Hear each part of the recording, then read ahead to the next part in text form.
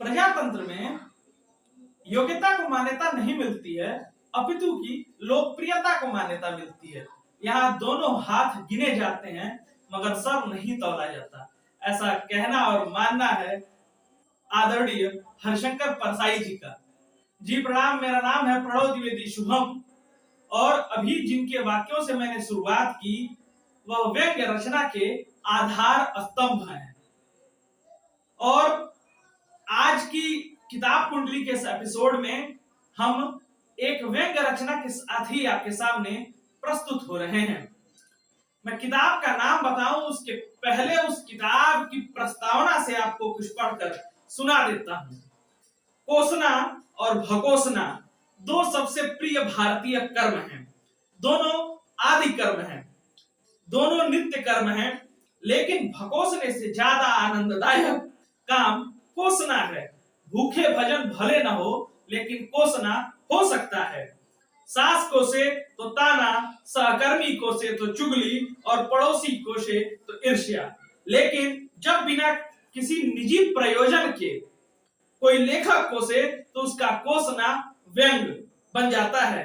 कबीर से लेकर परसाई जी तक अपने अपने समय में सबने इसी तरह बिना किसी निजी प्रयोजन के कोसा, और मैंने भी कोसा, और कोसते कोसते ऐसा लगने लगा कि एक पूरा शब्दकोश बन गया है। एक ऐसा शब्दकोश जिसमें मौजूदा सामाजिक राजनीतिक परिदृश्य में जमकर इस्तेमाल होने वाले कुछ खास शब्दों, जुमलों और मुहावरों की मेरे नजरिए से की गई व्याख्या है। और जी इसी प्रस्तावना में छुपे शब्दकोश के साथ आज की एक किताब है जिसे किताब कुंडली में मैं आपके सामने हाजिर कर रहा हूं। कोश कोश शब्दकोश। 43 कुल चैप्टर्स हैं इस व्यंग्य रचना में, और मैं आपको बताऊं कि उन 43 चैप्टर्स की जो छोटी छोटी मात्राओं में व्यंग को एक समधुर तरीके से परोसा गया है, जैसे किसी अच्छी आभा मंडल वाली धूमधाम वाली शादियों में विभिन्न जायके परोसे जाते हैं, उसी तरीके व्यंग्य को भी यहाँ विभिन्न तरीकों से प्रस्तुत किया गया है 43 छोटी छोटे चैप्टर्स में। और बास, जिसे मैं बास नहीं कह रहा हूं, वो बास वाला बास है, लेकिन इसकी शुरुआत इस पहले चैप्टर से होती है और अंतिम में बास बकरे तक पहुंचते हैं। बास से बकरे का यह 43 चैप्टर का सफर है। विभिन्न अध्यायों का जब आप पढ़ेंगे धीरे धीरे एकदम दवाओं की तरह आप इसे ले सकते हैं, और आपको सुकून राहत प्रदान करने वाली ये किताब होगी।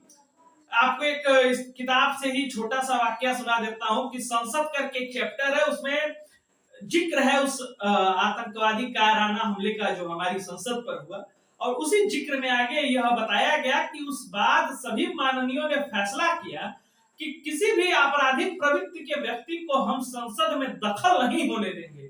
यह अधिकार सिर्फ हम माननीयों का है। तो ऐसी चुटीली व्यंग्य रचनाओं से लबरेज है किताब जिसका नाम है शब्द शब्द शब्दकोश।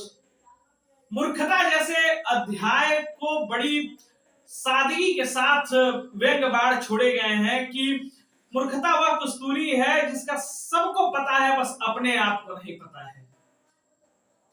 और मैं बात करूं यदि लेखक की, तो लेखक का नाम है राकेश कायस्थ, और इन पूरी जो किताब है वो 144 पृष्ठों की है।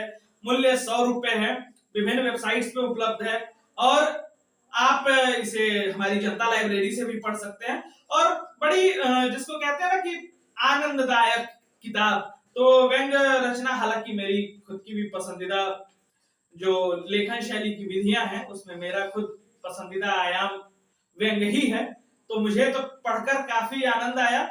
और राजनीति से लगाए समाज के ऊपर सारे जो भी जितने वर्तमान में जो दौर चल रहा है, जो दृश्य हमारे सामने अक्सर गुजरते रहते हैं, तो इन सारे दृश्यों को समेटे हुई ये किताब आपको मैं जाते जाते बस एक चैप्टर से जोड़ता हूं कि मानहानि अगर संधि विच्छेद किया जाता है तो मान और हानि की मान की हानि हुई तो मान हानि है।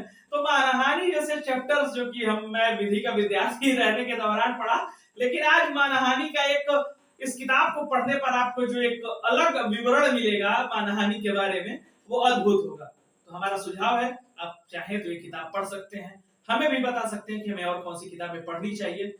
बहुत बहुत धन्यवाद।